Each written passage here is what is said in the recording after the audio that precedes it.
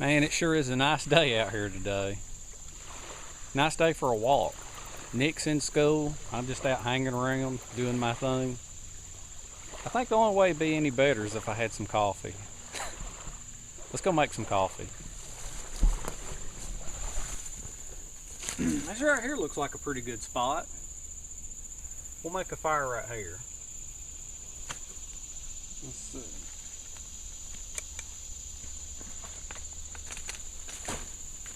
See what we got here. I got me some tinder.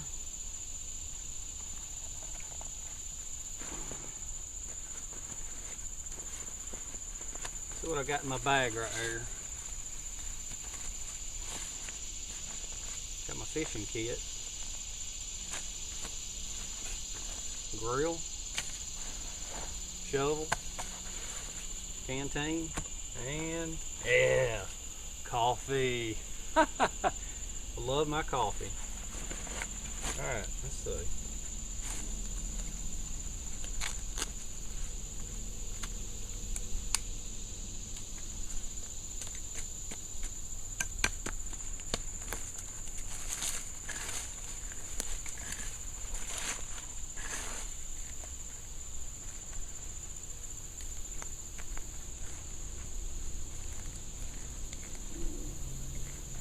I like to dig a hole. That way whenever I get done, I can fill in the ashes and everything. Alright. Seems to kind of direct the heat up a little bit more too. Alright, I got me a little bit of tinder. Chopped me up a bunch of little dry sticks on the way. Alright, I'm going to put just a little bit more on here. See here, let me zoom you in.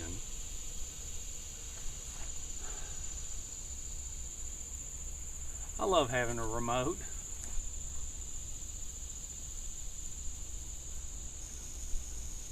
Takes a little while to get used to that remote. Alright, let's see, I got me found a couple of nice rocks. Alright. This way I can put my grill over it. Like that.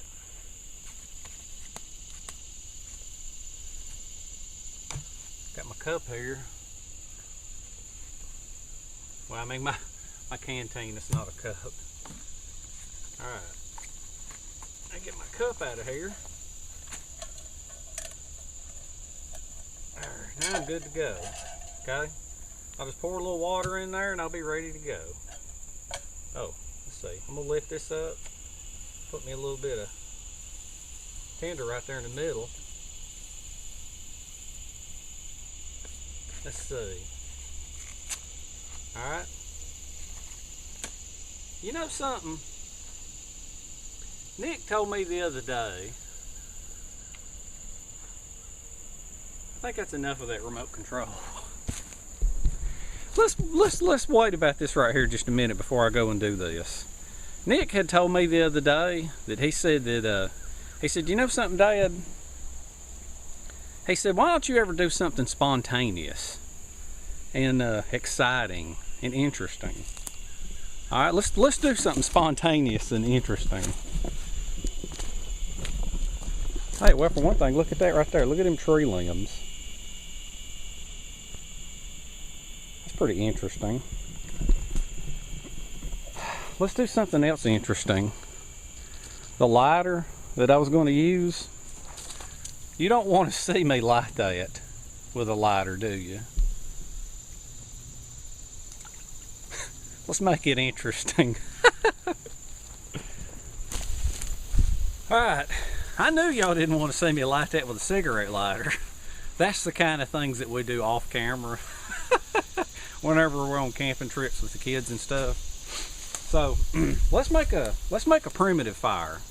Now, two of the things that my old mentor used to tell me, Flathead Ed, two of the things he used to tell me about primitive fire, one of them I agree with, one of them I don't agree with, okay? One of them is he said that learn how to identify dead trees. Learn how to identify them whenever the leaves are rotten and everything, and you'll be a step ahead. And this has still got the bark intact, so I can tell that it's a willow. And unfortunately, this willow, it hasn't been down too long, but what I'm gonna do is I'm gonna take you to through this prime snake habitat. Maybe I'll have snake instead of coffee, but we're gonna run through here to this other side of this tree and see if there's any rotten limbs that were down low. Because oh, the other thing real quick he was telling me is he said that, and I don't always agree with this because I'm like everybody else, but he said if you're gonna carry stuff into the woods, carry matches if you're going to start a fire, or carry flint and steel, or carry a ferro rod.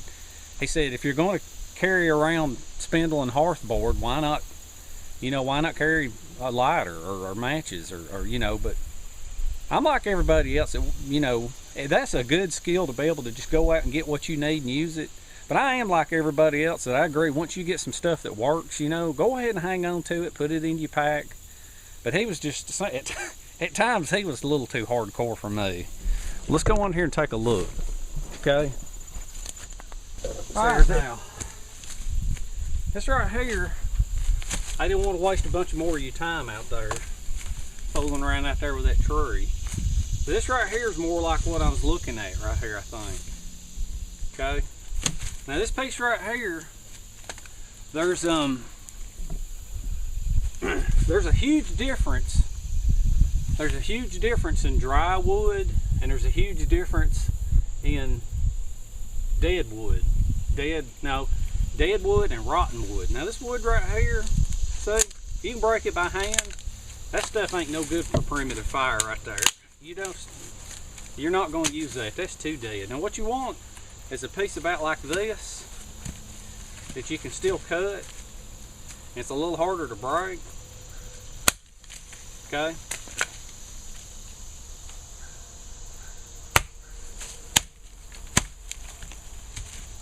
Alright, now, and then what you want to do for your spin. Okay.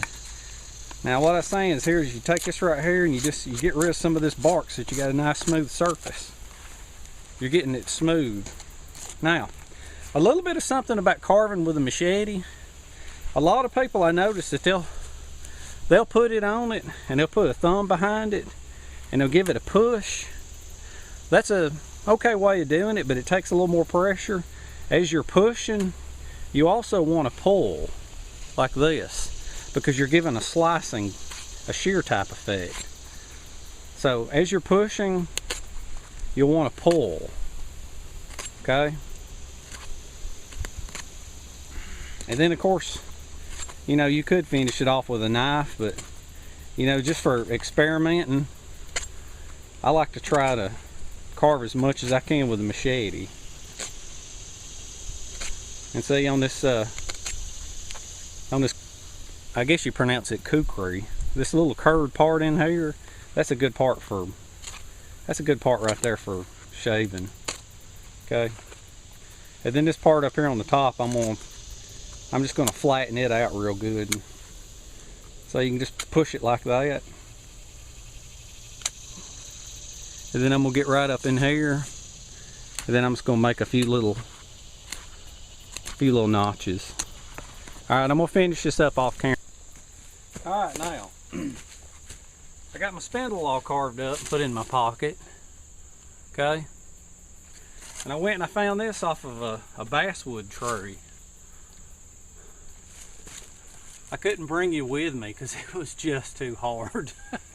I hate making these videos so dadgum long, but I had to climb up a tree, and with Nick not here, I'm having to film all this myself. So he's at school, I got bored. Anyway, alright, let's see. Now with this right here, let's see. So that piece can be broken. That's firewood. What I'm looking for is the thickest part of it.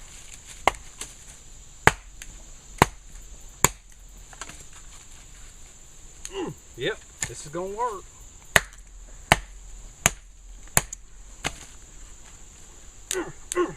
Man, gotta go on the other side.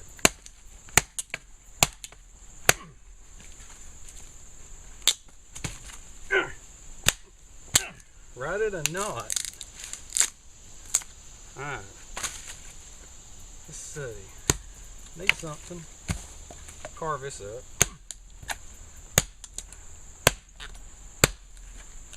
figures there'd be a knot right there at the end I can't get through.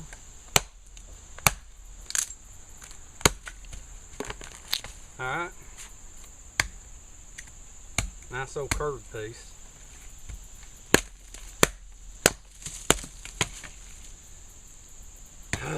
Let's go over here to this tree. I didn't know all this is going to be rotten. Alright, hold on a minute. Alright. Now I'm up off the ground right there. You know, I really don't like working on the ground that much. Let's see. I think I'm going to split this ways.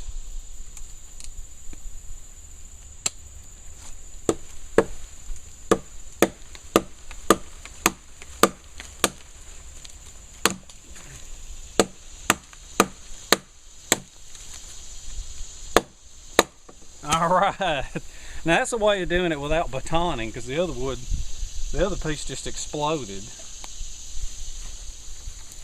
Anyway, alright, what I want to do now, I got a piece cut in half. What I want to do now, what I'm doing, I haven't even mentioned it. What I'm doing is the horizontal paracord fire, okay? It's a little different.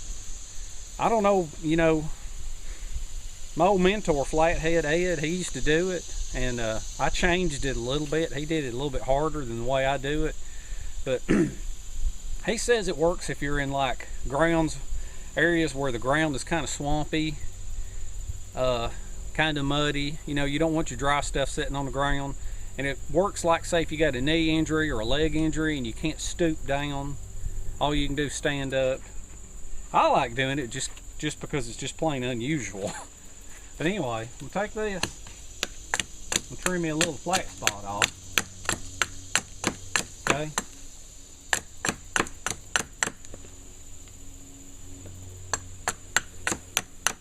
Alright, trim me off a little flat spot right there. And then I'm gonna push a little notch into it.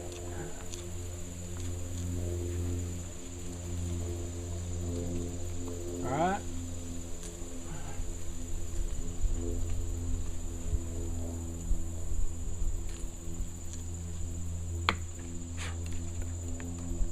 Let me do this more. Let me move you up here where you can see what I'm doing.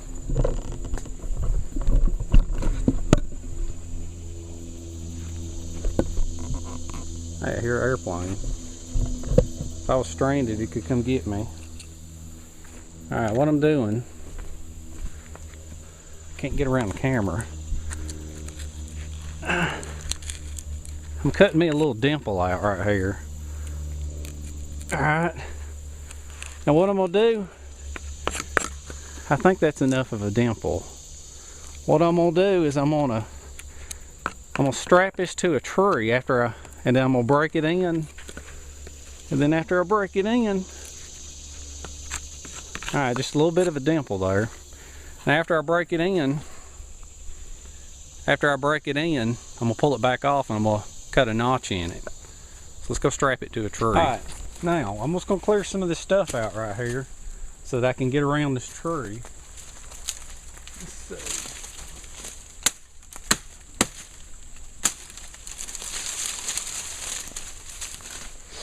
If you'll notice, I never go to established campgrounds. I'm just out here doing my own thing. But anyway, let's see. Look at that. Let's see. That's a willow branch, a dried willow branch. I can tell by the spots on it. Another good thing, learn how to identify dead wood. That's some more willow right there. That ain't willow, that's oak. Alright, let's see. Get some of the stuff out of the way.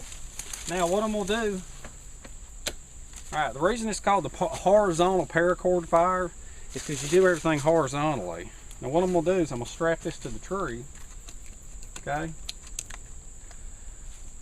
going to strap this to the tree and I'm going to run the spindle this a ways. Okay? Now, Ed was a pretty brutal guy, and what he used to do is he would take his machete and he would just whack it in the tree and he would catch his embers on it. And I guess you could do that, but I don't like to, because I'd be afraid that you catch your hand on the end of the machete. So what I do is I just take another piece of wood and I strap it underneath it to catch my ember. What I'm gonna do is I'm gonna tie these two up with paracord, and then I'm gonna show you how I break it in, and then I'm gonna pull it back off, and then I gotta cut a notch in this right here. Okay. Oh, and I'll show you something else neat too right before I break it in. All right. Now, as you can see, what I've done is I've got my hearth board strapped to the tree with a paracord, and then I got this other piece that I broke off when I was trying to baton the wood. This was too rotten, and it's going to be a catch spot right there for my coal that I make. Okay. Now I'm going to show you something right here real quick. Okay. Let's see. Can you get this? All right. On my machete, let me just take it off. Okay. All right. Now on my machete right here. Okay. Some of you saw this on another video. Some of you saw on the stick and vine bed. I'll lift this back up. Some of you saw on the stick and vine bed how I had my fishing kit that I attached to my machete.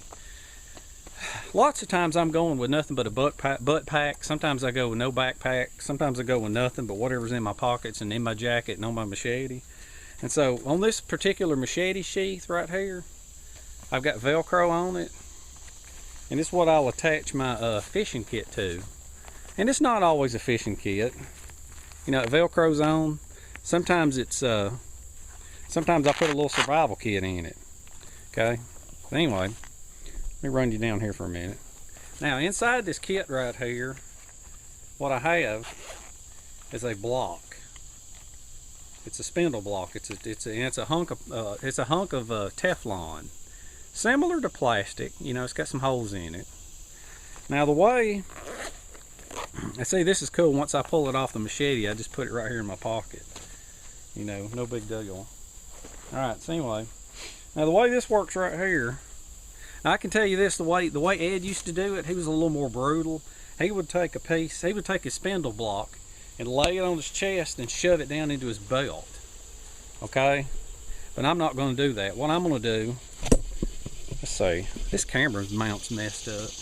What I'm going to do is I'm going to take this thing here, okay, the paracord that I use for to tie it around my leg, I just simply tie it around my neck. You know, it's already there. I always have paracord on all of my knives and machetes to tie things around my neck, keep them from snagging on everything. But this little block right here with these holes, any block of plastic will do. It's got Velcro on the back of it. And what I do with it is I just simply stick it to this, okay? And it stays, all right? And then what I do is I take my belt. I always keep an extra belt, kind of doesn't have the holes in it, kind of got the rings, because you can use it for strapping up firewood or strapping things to trees, or you can dang near strap anything you want to anything.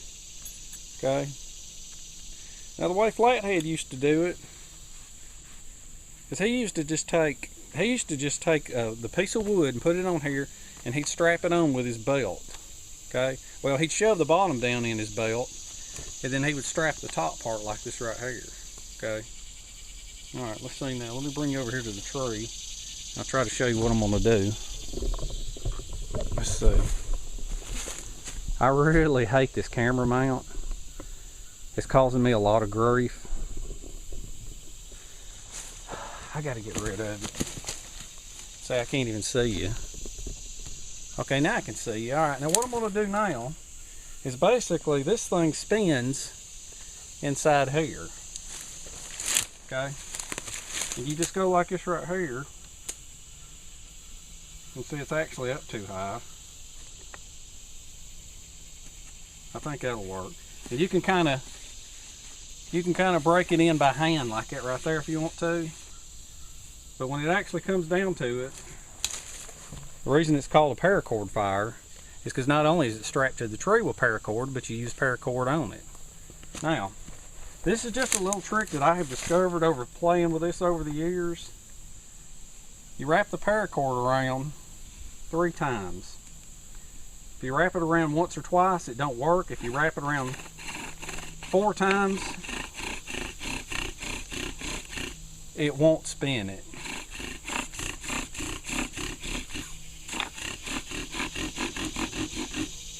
Alright. Now see, I'm already starting to burn in the end of it. It's a lot better than a crooked stick fire, ain't it, guys? Alright, let me get you a close-up right here. I'm gonna try several close-ups before I, and what I gotta do now, next is I gotta take it off the tree. Let me see if I can zoom in on this. Okay. What I'm gonna do is I'm gonna zoom in. I'm gonna take it off the tree and I'm gonna cut the notch in it, because I've experimented. This is one of those deals where I've experimented with it over the years to try to discover what he did. And I used to think he didn't have a notch, but because I thought that gravity would just allow the coal dust to fall down here and form an ember, so you could just dimple it. But no, that is not the case, because that cut that goes all the way to the center actually helps oxygenate the coal. That's kind of like the science of the ember.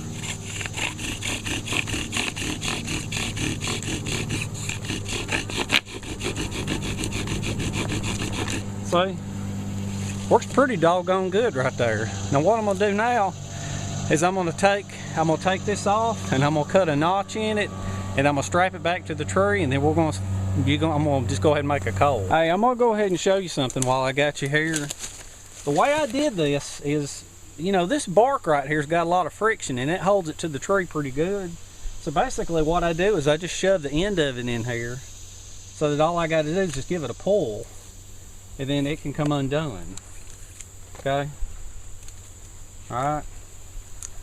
I'll tie that up later.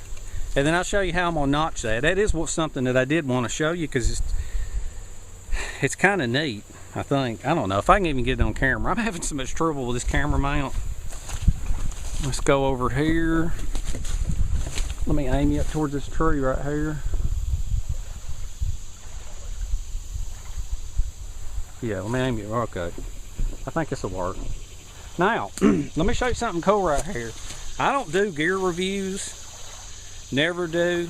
Gear reviews ain't nothing I do, because I'm so rough on equipment. Well, it's a double-edged sword. I'm rough on equipment, but then again, I don't get into knives real big like a lot of people, because to me a knife is just a sharp edge. But I gotta brag about this thing right here. This is my SOG revolver. You know, that's a good knife right there, because not only is it a knife, but you mash a button right here. I don't know if y'all seen these or not, probably have, but it's a Japanese blade, pruning blade on the other end. But basically what I do is I just on my notches. Now you seen me on that other video on the crooked stick fire, how I just hacked into it with a machete. That's fine and dandy whenever I'm going into the side, but when I'm going into the wood this way, I'm not hacking on it. I don't want to split it. You don't hack with a machete into the long grain of the wood. That's what I do this. Takes a while to get it started. But basically what I'm going to do is I'm going to hack down into the middle of it. I'm going to go ahead and hack into this, and then I'll get back with you when it's done. Now, I'm trying to save a little bit of time on here. Okay. I got the notch done. Now the only difference in this and a regular one, like when you're doing a hand drill or a bow drill, is you want to do the underneath. You want to kind of flare out the underneath so you got a place for your coal pile. The difference is this is when you're standing upright, you want to open it up on this side. You want to open it up on the top side. That way you're going to have a place for your coal to your coal to flow. Makes sense? I know it's a crazy way of doing it. Now remember, the name of my channel is Fun in the Woods. Alright, I'm going to go strap this to the tree, and then I'll show you a couple of different angles, and I try to get the camera up overhead for a shot. Okay? Alright, I got you up on the hill right there. Now, let's see. Oh, something else that I do. I catch my coal in a little piece of bark. That way I can carry it over to the... I never catch them in leaves, because sometimes the leaves have been known to catch on fire. If you got good dry enough stuff and you get amber real quick, it'll catch a leaf on fire and you won't make it back to where you're going. Let's see. Alright. Dang it.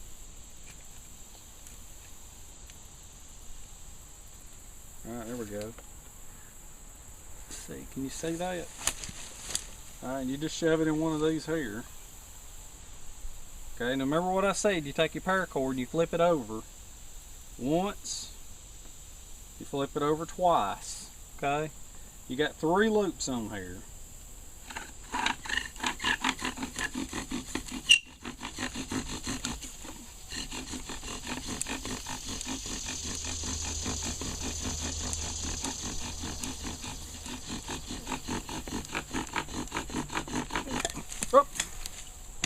Alright.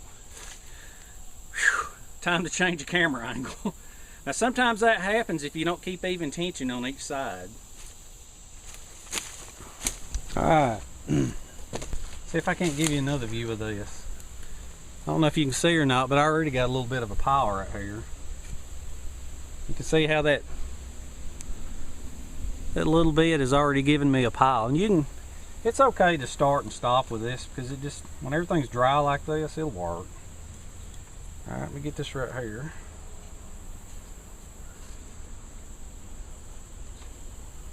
Alright. Now.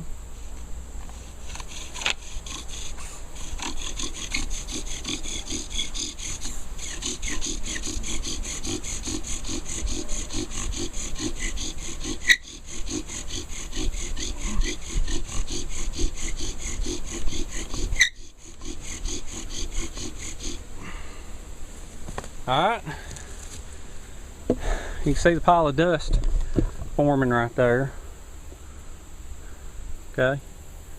Oh crap, wait a minute. Dang it. Hey, I forgot to do my tinder bundle. I found a cattail on the way here. Whew. I'll set you up for another shot right here before I finish it. Because you know, you see it's easy to pick right back up, because this is not like that other crazy crooked stick fire. You know, this ain't much harder work, because you get the speed with it.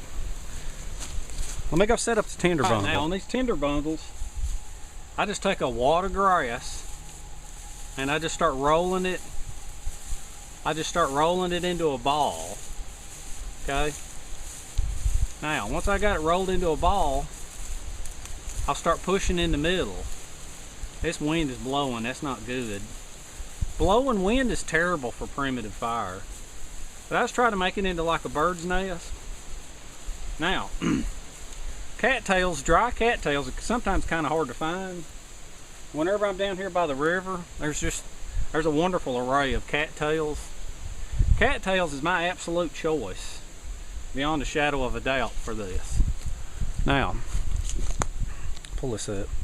I gotta do something about this camera. The way cattails do is they come off and they're very fluffy. See that right there? So what I do is I'll pull some off. Let me aim this down right here. You got that? All right.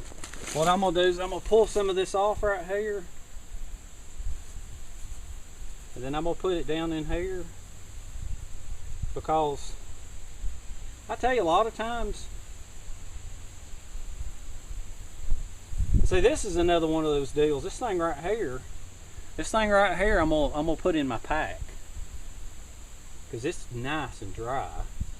I'm not gonna just throw it around. I got plenty of this stuff right in here. And the cool thing about this is a lot of times I've noticed with grass,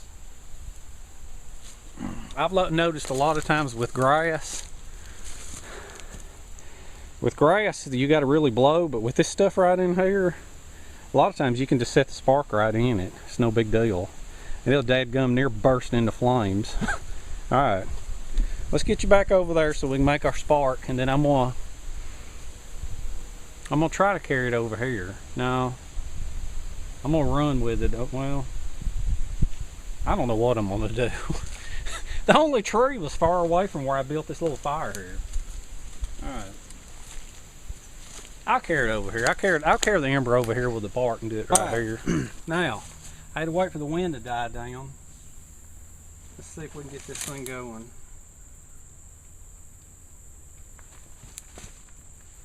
Alright.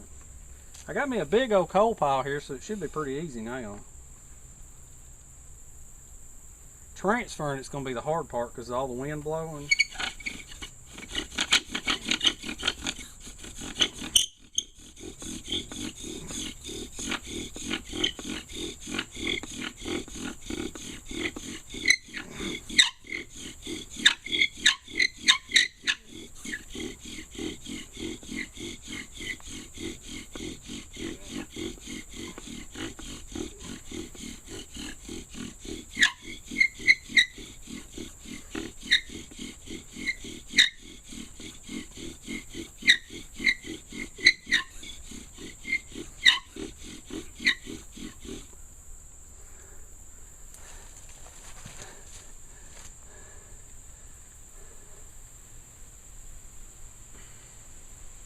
Alright, it's smoldering. I'm just going to let it sit there for a minute.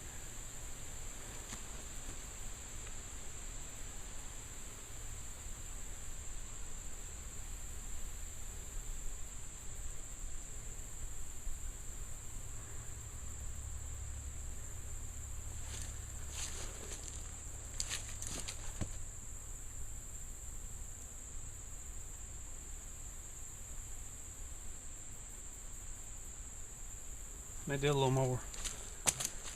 Whew.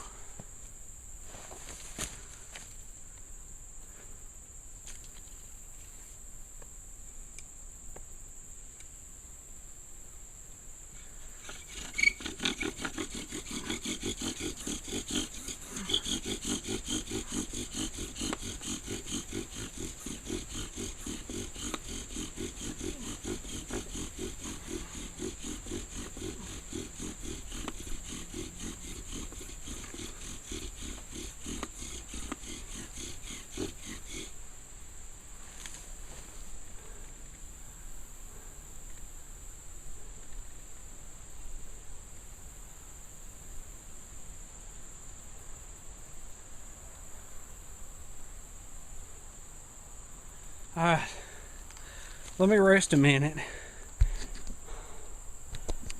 You can see I got a big old pile of dust right there.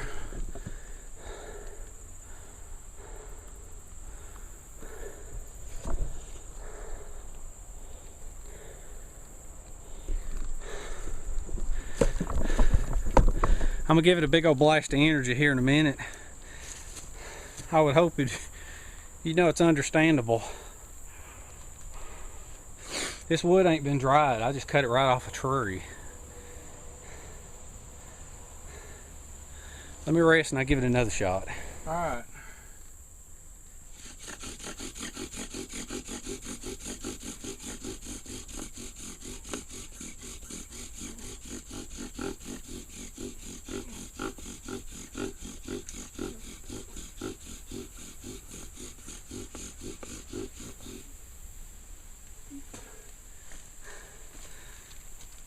I tell you what, whoever says that all the hard work and the skill is in making the coal, nah, I don't think so. When you're dealing with all natural stuff and you're not bringing dryer land or anything from home, it's a skill blowing a coal into a flame. All right, I got me another pile here. At least this is not as, you know, I could do this for all day as long as I rest. This ain't as bad as that crazy crooked stick fire. All right, let's see if we can do this again.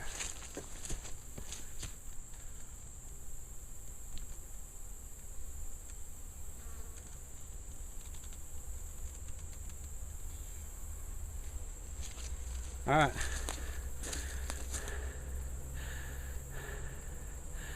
I'm gonna walk you over there. Oh, man. Hope this works again. At least the wind died down.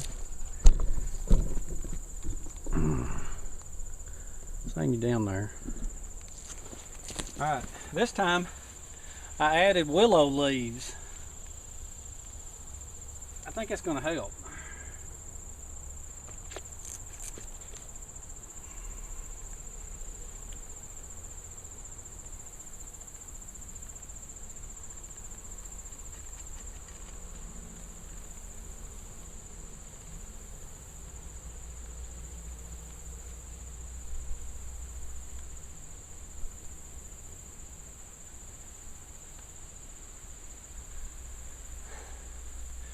Gonna let that smolder for a minute.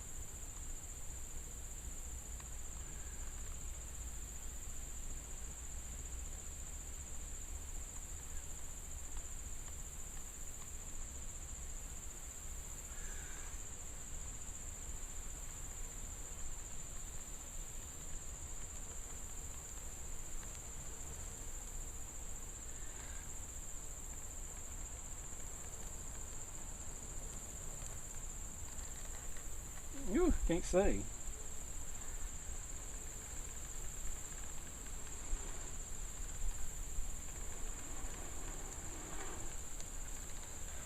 Man. Oh. I hope you're getting all this.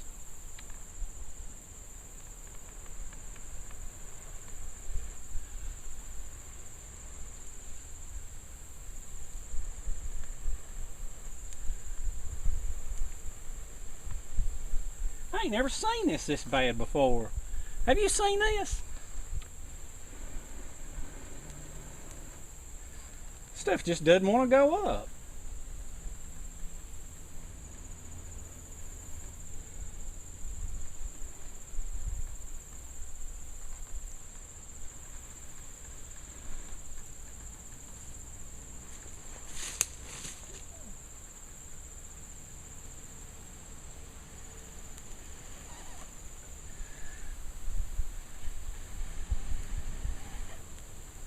There it goes. My God.